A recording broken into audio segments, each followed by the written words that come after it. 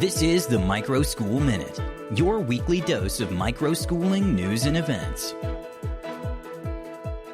In this week's edition of the Microschool Minute, a new report from the National Microschooling Center reveals how microschools are actively redefining the K-12 education landscape.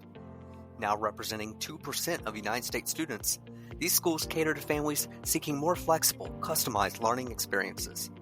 With data from nearly 800 microschools nationwide, the report paints a vivid picture of a sector that is both dynamic and deeply committed to personalized, community-rooted education. Operating outside of traditional systems, microschools are serving between 750,000 and 2.1 million students, particularly younger learners, and are proving their value through affordability, academic results, and holistic child development. These small schools not only meet the needs of neurodiverse and underserved populations, according to the report, but also reflect a grassroots leadership model led largely by parents and former classroom teachers. For microschool leaders and education innovators, the findings of this report offer validation and opportunity. With over a third of microschool operators being former teachers, microschools represent not just a movement, but a paradigm shift. Coupled with proposed federal legislation like the Educational Choice for Children Act, microschools are uniquely positioned to access new streams of funding.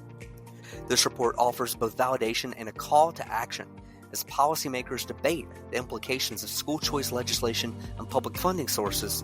Microschools stand as living proof that education can be reimagined.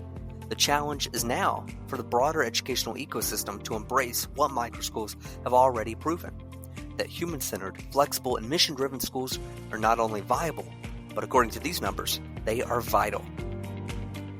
School choice programs continue experiencing unprecedented growth across the United States, with application numbers now soaring in states like Texas, Louisiana, Arkansas, and Florida. Driven by new education savings account programs, refundable tax credits, and expanded voucher programs, these initiatives are actively reshaping how families access education. We can now say that over 1.2 million students are now participating in some form of publicly funded private schooling, more than double the number in 2020. The recent launch of Tennessee's Universal Voucher Program has been met with intense demand, crashing through the state's initial offering of 20,000 scholarships with over 33 applications in just days. While touted as a major win for school choice advocates, the rollout has been marred by significant logistical issues, including misdirected communication emails and unclear application statuses.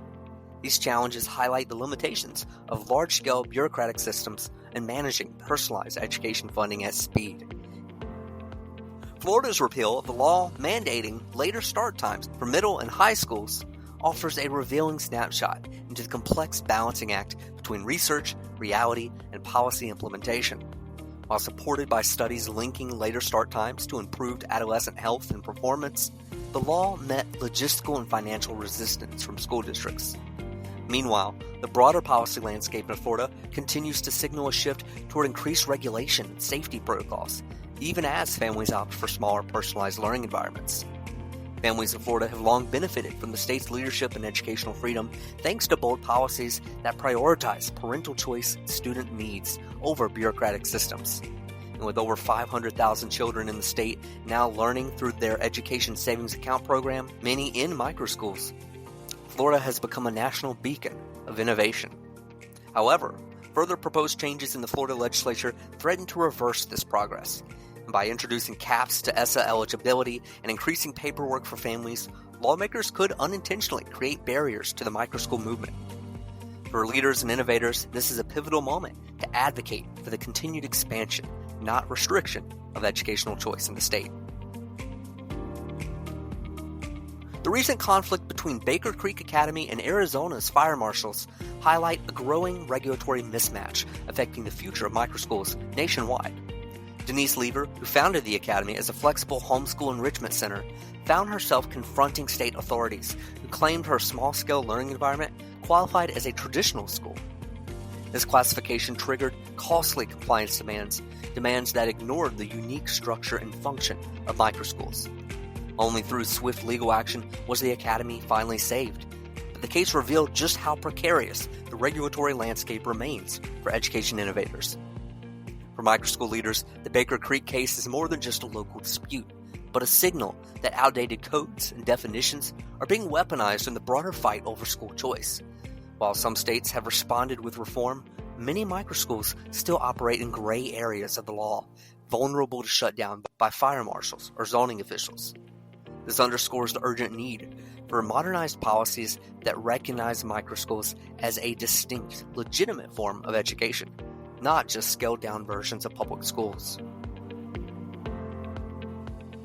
House Bill 186, introduced by Texas Representative Jared Patterson, aims to prohibit anyone under the age of 18 from accessing social media platforms.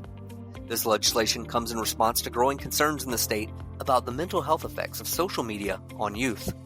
The proposed law mandates platforms to verify users' ages using both public and private data, potentially reshaping online access protocols for minors across the state.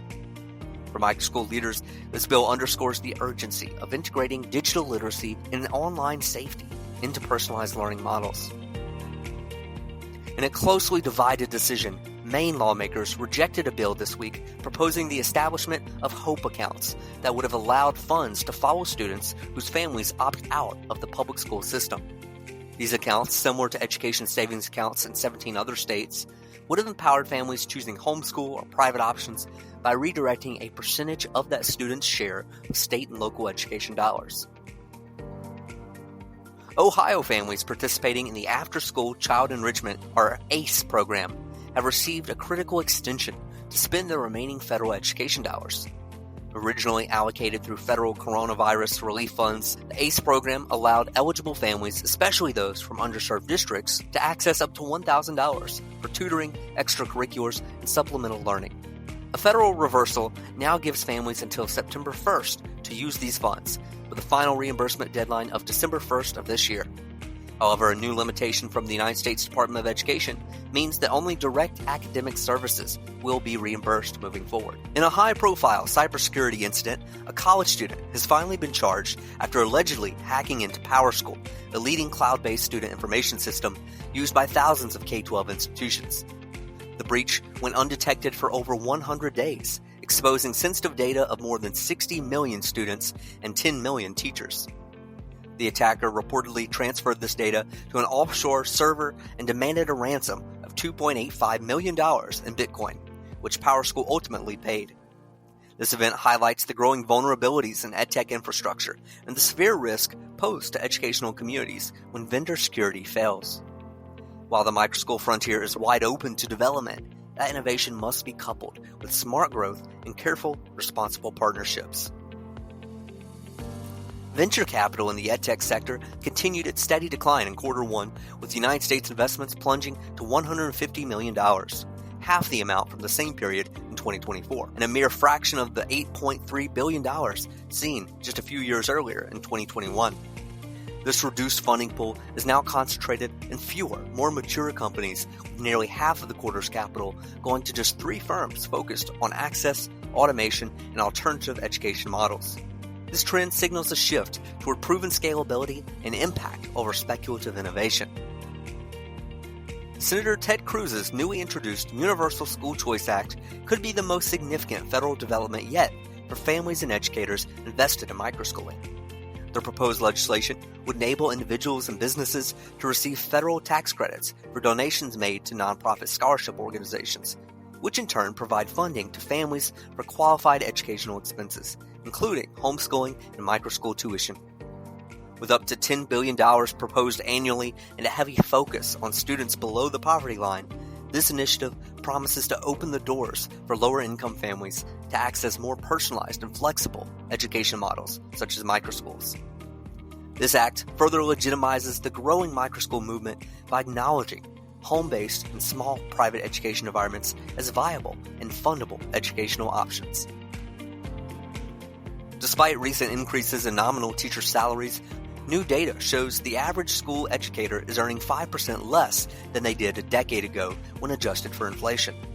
This financial strain is leading to widespread dissatisfaction among teachers, with nearly 90% now expressing deep concern over low pay, many forced to take on second jobs. The United States Department of Education's decision to enforce a long-neglected federal law requiring states to identify persistently dangerous schools marks a pivotal moment for student safety and educational choice. This policy update ensures that families can transfer their children out of unsafe environments through open enrollment, a right many did not realize they had. As safety increasingly becomes a top reason parents seek alternative schooling options, this enforcement sends a clear message. Families don't have to wait for improvement. They can act now. The United States Supreme Court issued a rare 4-4 split decision in a closely watched case regarding the legality of a proposed religious charter school in Oklahoma. With no majority opinion and Justice Amy Coney Barrett recused, the lower court ruling stands, blocking the school from operating. This outcome raises important constitutional questions around the intersection of public funding and religious education, particularly in the context of charter schools, which are state-funded but independently run. For microschools, this decision and the uncertainty surrounding it has broad implications. As more families seek personalized, values-based education models outside of the public system, the legal boundaries around funding and religious instruction will shape what's possible. While microschools are typically private and do not rely on charter funding, the ruling signals how courts may view faith-based education models that interact with public mechanisms. Whether future cases revisit and reshape this precedent could directly impact funding pathways and legal protections for microschools with religious orientations going forward. This week's Microschool Showcase takes us to Nevada. As microschools continue to grow and diversify across the country, understanding what works in these personalized learning environments has become more important now than ever.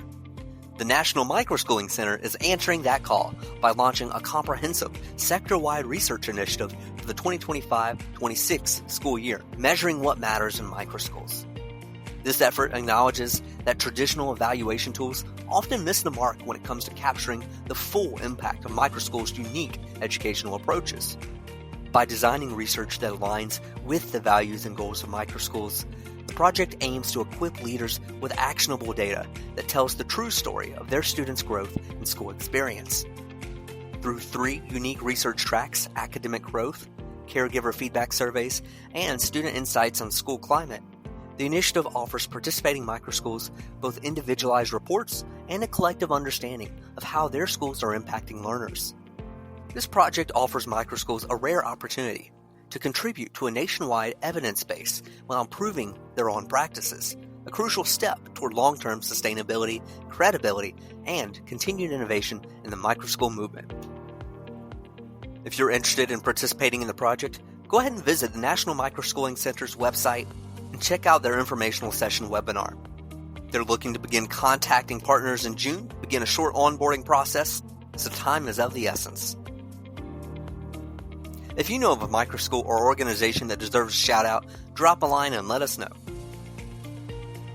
Thank you for tuning in to the Microschool Minute, your weekly review of microschooling news and events. Don't forget to like and subscribe, and if you'd like to support us, consider leaving a review. Until next week, happy microschooling.